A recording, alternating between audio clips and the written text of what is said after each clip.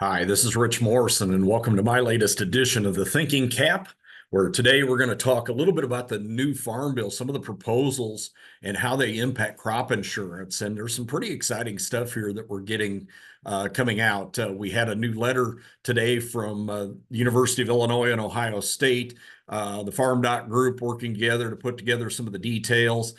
There's some pretty good information in there that I wanted to share with you because I wasn't sure if everybody get to read it.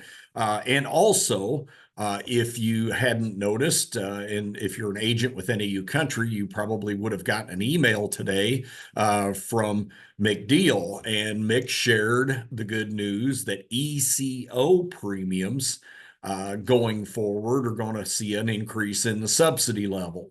The ECO premium subsidy level has been approved to go to 65% next year. That's been at 45%.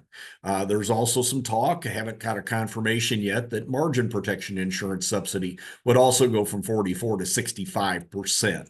So I wanted to share with you what some of the stuff that we're hearing right now. Now, first of all, let's take a step back and we'll talk about the current situation. The current bill as it stands today, these are what we have for the options that a producer has to buy SCO by itself, supplemental coverage option that begins at 86%, covers down to the farmer's individual level of coverage. You can buy SCO with ECO up to 90%.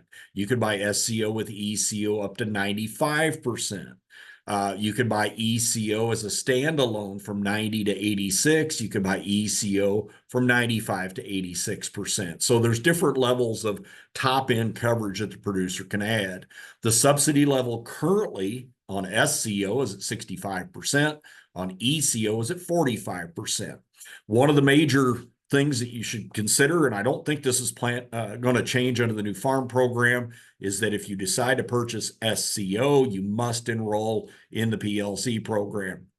You cannot do SCO and ARC. There are no restrictions for ECO coverage because it was above the top of the ARC program. That's the current situation. As I mentioned today, we got this email from Farm Doc. They did a nice job of summarizing what some of the proposed changes were. And so here's kind of a look at that letter. Both the House and the Senate would increase the coverage and the subsidy level on SCO.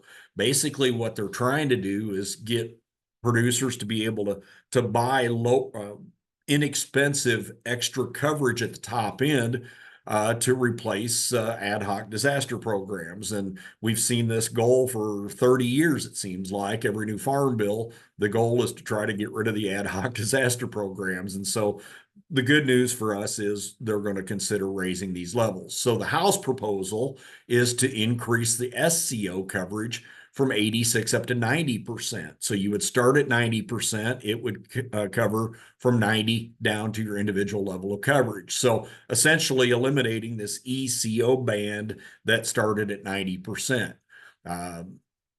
You could still use it, as they mentioned, for guys that sign up for the ARC program.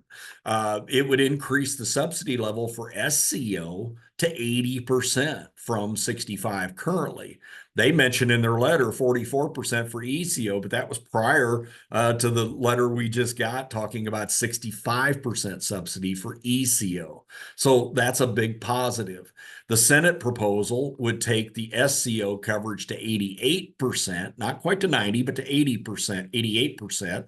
And also, by the way, would take the ARC program to 88%. So you would have an either or type situation there.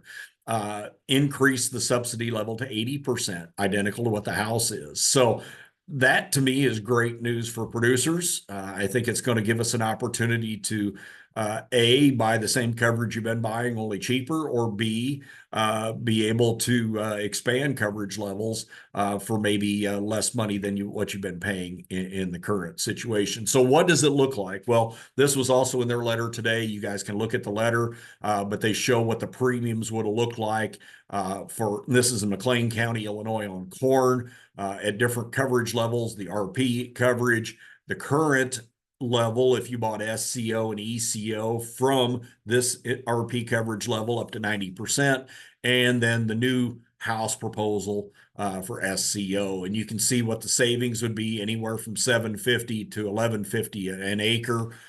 So again, going to allow us to get that 90% coverage at a much cheaper level than what we've been doing in the past. So that's a big deal. I'm excited to at least share some of the details with you. Didn't want to take too much time.